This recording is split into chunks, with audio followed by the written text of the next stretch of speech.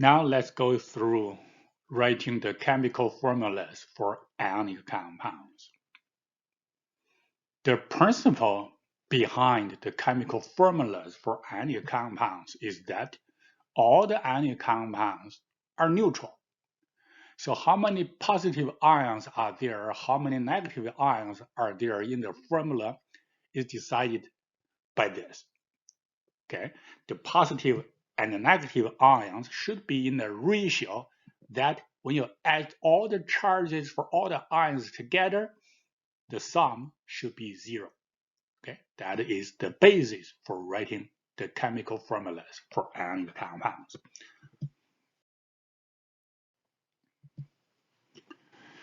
So when you write the formula, you always write the symbol for the positive ions first.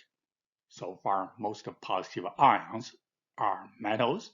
In the future, you may see polyatomic ion, but positive ion goes first in the formula. The charges on the ions are not shown, so do not label any charges when you write the formula of an ionic compound. You use subscripts to indicate the combining ratio for the ions. Oh, here is something you need to pay attention to. What the ratio is going to be is all decided by the charges. You need to make sure all the positive charges and all the negative charges adds up to 0. Okay, let's use the compound formed between lithium and oxide as example. Let's try to figure out the formula of the compound formed between lithium and oxide. Well, what we do know that lithium carries a 1 plus charge, oxide is 2 minus, so you need 2 lithium ions to balance out 1 oxide ion. So the formula is Li2O. Well, that's pretty simple, straightforward. All right, let's look at some more examples. Compound formed between iron 3 plus and oxide 2 minus. Wow, this one is not as easy as the last one. How do we do this? So one way to do this is this. First, you'll find the smallest common multiple for the two charges. One is 3, one is 2. The smallest common multiple will be 6.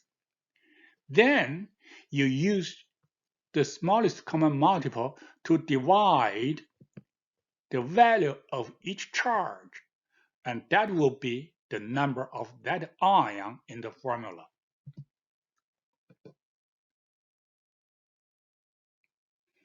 Six divided by 3, that's 2. So there should be 2 iron in the formula. 6 divided by 2, that's 3. There should be 3 oxygens. The formula is Fe2O3.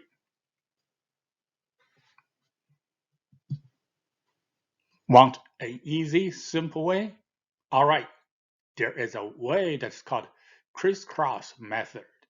What you do is that you have iron in this case and oxygen in this case in the formula.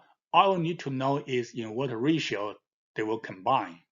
The crisscross method tells you take the value of the negative charge, put it as a subscript as the positive ion. So put 2 here.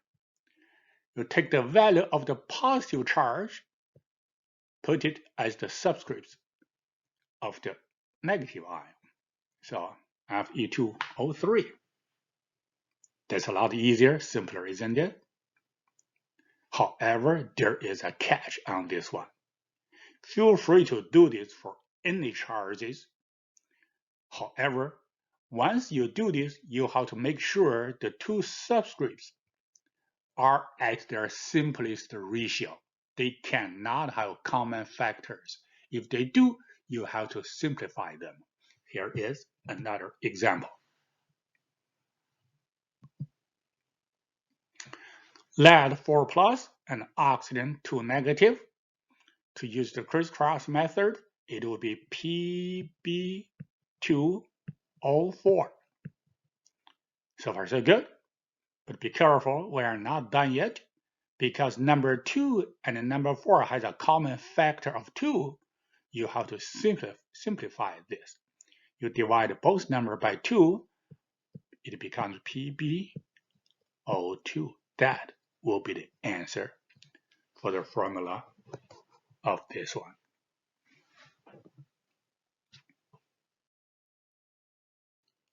Okay, practice time for ourselves. Determine the chemical formula for the compound that is formed between each of the following pairs of ions. Got 1, 2, 3. Okay, feel free to use the crisscross method. Okay, you want to practice by yourself, you can pause the video now, and once you're done, check your answer. Okay, again, when you use the crisscross method, make sure the subscripts are at their simplest ratio.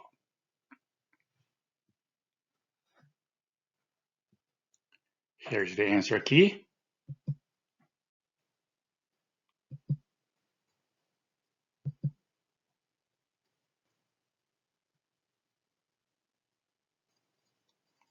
All right, let's move on. How to find the formula of any compound if the charges of the ions are not provided. Oh, okay, so far, all the formula writing practices we have done is that they gave us the ion, the charge, and axis to propose the formula. All what we need to do is to crisscross the charges for the subscripts and make sure they're in their simplest ratio. But this one, for example, determine the chemical formula for the compound formed between magnesium and bromine. Well, it didn't give us the charge. We know when magnesium meets with bromine, they will form any compound. Why? Because it's a metal, non-metal. Now, without the charge, there's no way we can figure out the formula. So our number one job is to figure out what is the charge for magnesium ion and bromide ion. Can we do that? Of course we can. We have periodic table. All right, you look at the position of magnesium in periodic table. It's right here is in column 2A. So you know in any compound, magnesium will carry 2 plus charge. Bromine is in column 7A. So you know when it forms an ion, it will carry 1 negative charge.